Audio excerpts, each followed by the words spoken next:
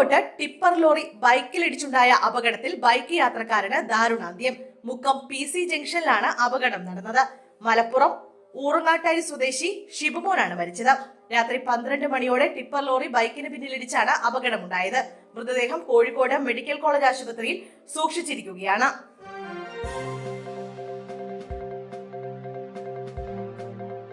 കളിക്കുന്നതിനിടെ വീടിന്റെ 3-ാം നിലയിൽ നിന്ന് വീണു. വിദ്യാർത്ഥിനിക്ക് ദാരുണാന്ത്യം.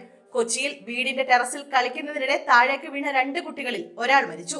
മട്ടാഞ്ചേരി ഗേലാസേട്ട് പറമ്പിൽ ഷക്കീറിന്റെയും സുമിനിയുടെയും മകൾ നികിതയാണ് മരിച്ചത്. 13 വയസ്സായിരുന്നു. പരിക്കേറ്റ 4 വയസ്സുകാരി ചികിത്സയിലാണ്. ബുധനാഴ്ച രാത്രിയിലാണ് അപകടം നടന്നത്. വീടിന്റെ 3-ാമത്തെ നിലയിൽ ബന്ധു കൂടിയായ 4 വയസ്സുകാരിക്കൊപ്പം കളിക്കുകയായിരുന്നു നികിത. ചെറിയ കുട്ടി പെട്ടെന്ന് ഓടി വന്ന് നികിതയെ കെട്ടിപ്പിടിച്ചതോടെ 2 പേരും മറിഞ്ഞ് താഴേക്ക് വീഴുകയായിരുന്നു. വീഴ്ചയിൽ തലയ്ക്ക് ഗുരുതരമായി പരിക്കേറ്റ നികിതയെ ഉടനെ സ്വകാര്യ ആശുപത്രിയിൽ എത്തിച്ചെങ്കിലും രക്ഷിക്കാനായില്ല.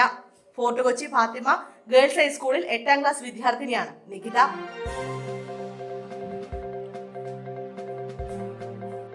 തിരഞ്ഞെടുപ്പ് പ്രചാരണത്തിനിടെ നടൻ മൻസൂർ അലിഖാൻ കുഴഞ്ഞു വീണു. ചെന്നൈയിലെ സ്വകാര്യ ആശുപത്രിയിലെ തീവ്രപരിചരണ വിഭാഗത്തിൽ ചികിത്സയിലാണിപ്പോൾ. വെല്ലൂരിൽ സ്വതന്ത്ര സ്ഥാനാർത്ഥിയായി മത്സരിക്കുകയാണ് നടൻ. ഇറച്ചി വെട്ടിയും പച്ചക്കറി വിറ്റുമൊക്കെ നടൻ നടത്തിയ പ്രചാരണം ഏറെ ശ്രദ്ധ നേടിയിരുന്നു.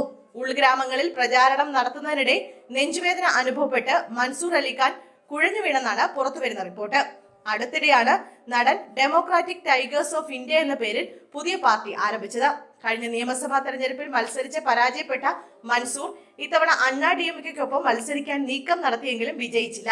തുടർന്നാണ് സ്വതന്ത്രനായി മത്സര രംഗത്തിറങ്ങിയത്.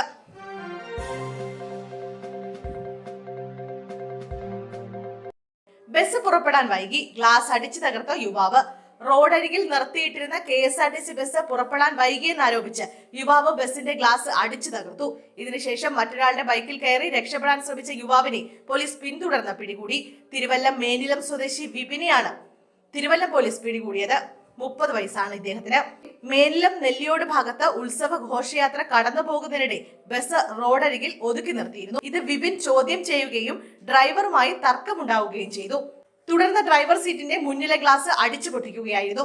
തിരുവല്ലം ഭാഗത്ത് നിന്ന് പുഞ്ചക്കരിയിലേക്ക് പോയ ബസിന്റെ ചില്ലാണ് തകർത്തത്. ഡ്രൈവറുടെ പരാതി പ്രകാരം പോലീസ് നടത്തിയ അന്വേഷണത്തിൽ പ്രതിയായ യുവാവിനെതിരെ തിരുവല്ലം പോലീസ് കേസെടുത്തു.